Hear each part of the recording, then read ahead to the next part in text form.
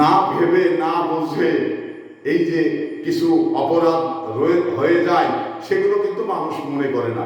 যখন অপরাধের বোঝায় মাথায় ভার হয়ে যায়, তখন কিন্তু বুঝতে পারে যে আমি আমার মনের অজান্তে যে পাপগুলো করেছি তার ভারটা আজকে রক্ষা করতে আমাকে কষ্ট হচ্ছে, রক্ষা করতে পারছি না।